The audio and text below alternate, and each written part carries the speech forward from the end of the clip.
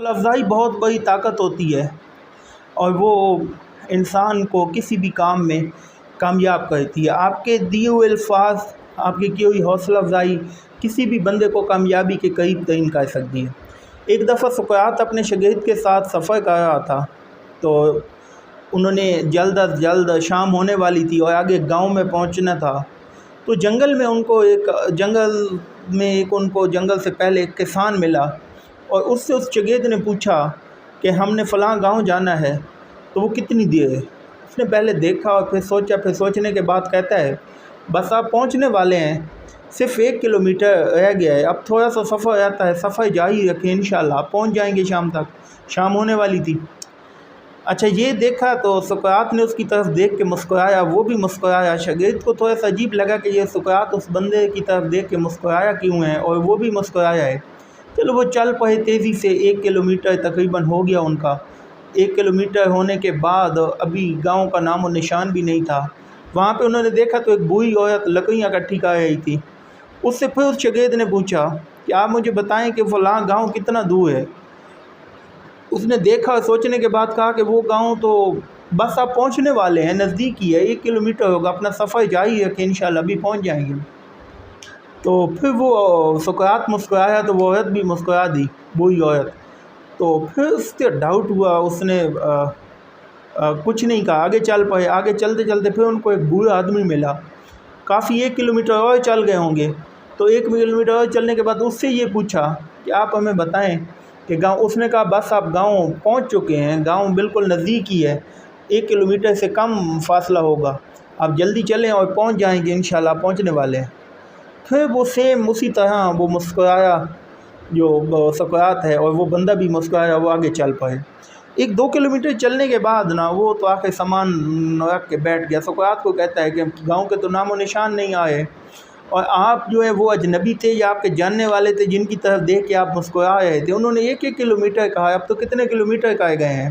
تو وہ کیا انہوں نے جھوٹ بولا ہے یا یہ کیا مسکرائے کیوں؟ تو سقراط نے اسے بتایا کہ جب وہ پہلا بندہ ملا تو اس نے آپ کو حوصلہ دیا تھا، اس حوصلے کی وجہ سے آپ نے 1 کلومیٹر کیا، اس نے کوئی جھوٹ نہیں بولا تھا۔ حالانکہ سقراط کہتے ہیں میرے مسکرانے کی وجہ یہ تھی کہ میں پہلے اس گاؤں آ چکا تھا، مجھے پتہ تھا 1 کلومیٹر نہیں ہے، زیادہ سفر ہے، لیکن اس نے ہمارا حوصلہ اور ڈھارس بندھانے کے لیے اس نے ہمیں 1 کلومیٹر بتایا، تاکہ ہم نے اس کی حوصلہ افزائی اور ہمت بندھانے پہ ہم 1 کلومیٹر سفر اچھے طریقے سے کر کے پہنچنے والے ہیں۔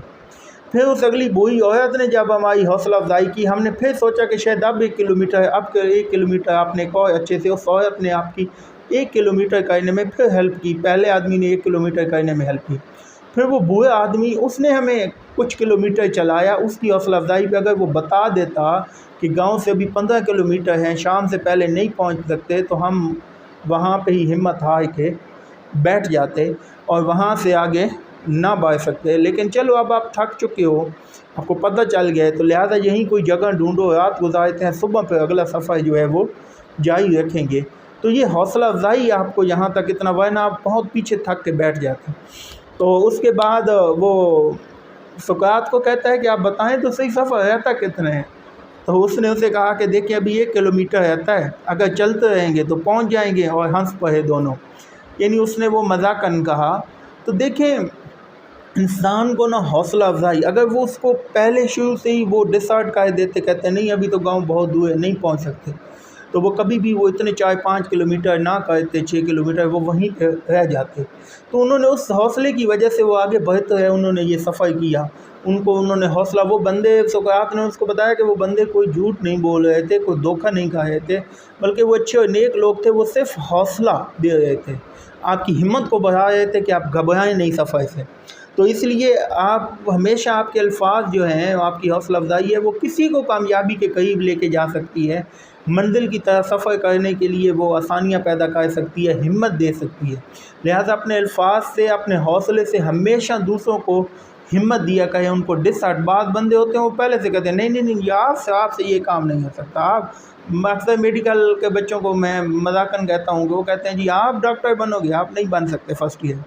تو وہ فرسٹ ایئر میں ان بچوں کو کہتا ہوں کہ وہ ان کی صرف وہ ان کو ڈسہارٹ کرتے ہیں، کہ ان کی حوصلہ افزائی ٹوٹ جائے. ان کہتے ہیں ناممکن کیا ہے, اللہ پہ یقین رکھیں. جب اللہ پہ یقین ہے تو پھر ناممکن کیوں؟